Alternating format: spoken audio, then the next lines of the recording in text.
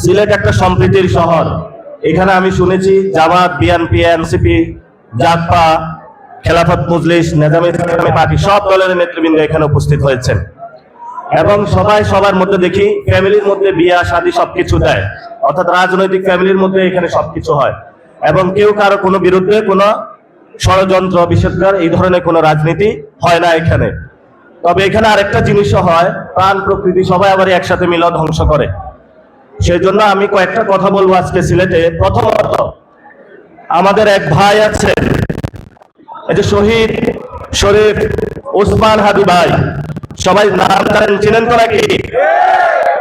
ওনাকে হলো বাংলাদেশের পক্ষে কথা বলার জন্য, বাংলাদেশের সার্বভৌমত্ব, ভারতীয় আধিপত্যবাদের বিরুদ্ধে কথা বলার জন্য মাথার এই পাশে গুলি করে খুন করা হয়েছে এবং গুলি এ পাশ দিয়ে ঢুকেছে, ওই পাশ দিয়ে বের হয়ে গিয়েছিল।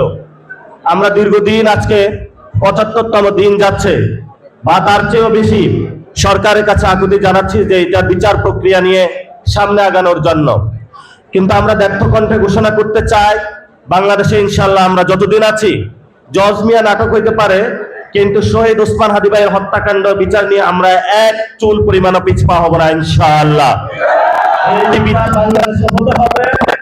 এই বিচারের ক্ষেত্রে যদি প্রশাসনের কেউ যেখানে যত বড় হোক না কেন, জনগণের আদালতে ইনশাআল্লাহ আমরা ইনশাআল্লাহ। আরেকটি বিষয় আমি বলেছিলাম, দেখেন আমাদের তরুণদের কিন্তু চাকরি নাই, তরুণরা ব্যবসা বাণিজ্য করতে পারছে না। যদি এটা না করতে পারে বাংলাদেশের ইকোনমিক গ্রোথ হবে না। আর সেটাতে বাধা কোন জায়গায়? একটা তরুণের দুইটা পদ্ধতি, হয়তো সে কোনো দোকানের চাকরি নিবে বা ব্যবসায় চাকরি নিবে, কিন্তু ব্যবসায়ী ভাই যদি চাঁদাবাজদের কারণে অতিষ্ঠ হয়ে, সন্ত্রাসের কারণে অতিষ্ঠ হয়ে, দুর্নীতির কারণে অতিষ্ঠ হয়ে তার ব্যবসা দিন দিন হলো বিস্তৃত করতে না পারেন, তাহলে একটা কর্মজীবীর জায়গায় উনি কিন্তু তৃতীয় চতুর্থ জনকে চাকরি দিতে পারবেন না। যদি না দিতে পারেন তাহলে বাংলাদেশে কর্মসংস্থান সৃষ্টি হবে না। যদি কর্মসংস্থান সৃষ্টি না হয় তাহলে তরুণদের মধ্যে ডিপ্রেশন বাড়বে, রাষ্ট্রের স্ট্যাবিলিটি আসবে না। রাষ্ট্রের যদি স্ট্যাবিলিটি না আসে তাহলে বাহিরের যে রাষ্ট্রগুলো সেগুলো এখানে এই ফায়দা বা সুযোগ নেওয়ার চেষ্টা করবে। আবার এই তরুণরা যদি ব্যবসা করতে যায়, সেখানে যাওয়ার পরে তাদেরকে প্রথমে বলা হয়, বাবা পকেটে টাকা আছে, আমাকে একটু ঘুষ দিয়ে যাও। এই জন্য সে তখন ঘুষও দিতে পারে না, তার ব্যবসায়িক একটা লাইসেন্স পায় না এবং সে ব্যবসার মধ্যে ঢুকতে পারে না। তো তাহলে আমরা যদি আমাদের তরুণদের যদি আপনারা এমন একটা পরিস্থিতি চালানো রাখেন যে এখানে শুধু গ্যাংস্টার মাফিয়া এবং সরকারের আনুকূল্যে যারা যাবে তারাই ব্যবসা করবে, তারাই বাণিজ্য করবে এবং তাদের মদতেই পূর্বাচল থেকে বিভিন্ন জায়গায় নদী, ঘাট, বালু, গাছ, কোনো কিছু তাদের নজর থেকে হলো বাদ যায় না, সব কিছু তারা দখল নিয়ে তারাই ব্যবসা করবে। তাহলে আমাদের বাংলাদেশে তরুণদের কি হবে? আমরা এই প্রশ্নটা আপনাদের কাছে রাখতে চাই। তো আমাদের এখানে একটা বিষয় আছে, সেটা হলো হয়তো আমাদের মৃত্যু অথবা আমাদের ফাইট করে সামনে আগাইতে হবে। আমাদের অধিকার কেউ ওনারা দিবে না, ওনারা হলো ওল্ড গার্ডস, ওনারা একটা পুরাতন বন্দোবস্ত আছে যে সব কিছুতে রাজি আছে, কিন্তু আমার হলো জায়গাটা ছাড়তে রাজি নয়। ভাই আপনি আপনার জায়গায় থাকেন, কিন্তু দুই নাম্বারই করবেন না। গ্যাংস্টার, মাফিয়াবাজি, চাঁদাবাজি, দুর্নীতি, সন্ত্রাসী এই কাজগুলো করবেন না।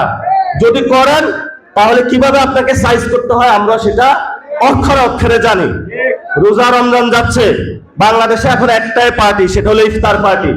আমরা মাঠে নামবো না, মাঠে নামতে নামতে আমরা ক্লান্ত এবং সেখানে মাঠে তো নামার পরে আবার হসপিটালে ভর্তি হতে হয়। এমন একটা অবস্থা, আমাদের হসপিটালে যে গিয়ে এই যে সরকারের আন্দোলন এগুলাতে যে চিকিৎসা নিব সেই টাকাটাও আমাদের পকেটে নাই। তো এমন পরিস্থিতিতে তরুণদের যদি আপনি এমন একটা জায়গায় নিয়ে যান যেখানে তাদের, যেটা শেখ হাসিনা নিয়ে গিয়েছিল, যে আমরা কথা বলতে পারি নাই, কথা বললে রাজাকার বইলা হলো জেলে নিয়ে যাইতো, নামাজ পড়লে শিবির বইলা নিয়ে যাইতো, এবং আমরা চাইছি হলো চাকরি, ওইখানে চাকরি দিতে হলো ছাত্রলীগরে, চাকরি দিতে হলো যুবলীগরে, আওয়ামী লীগরে। আমরা কিন্তু খান খান করে দিছি হলো তার রাজত্ব, এখন হলো ইন্ডিয়া পালায় আছে। এই জন্য আমরা বলবো বাংলাদেশে সবচেয়ে জঘন্য একটা কর্মকাণ্ড শুরু হয়েছে। প্রশাসনে হলো দলীয় লোক দেওয়া, এবং প্রশাসনে যেটা হচ্ছে বাংলাদেশ ব্যাংকে একজন সুইটার ব্যবসায়ীকে এনে বসায় দিচ্ছে।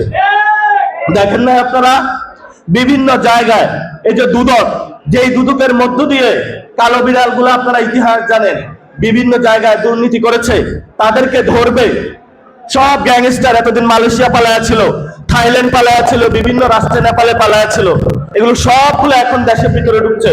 তো আমরা এই নতুন বাংলাদেশে তো তাদেরকে আসলে চাই না, কারণ আপনি যদি করতে হয় আপনি হেদায়েতের পথে আসতে হবে।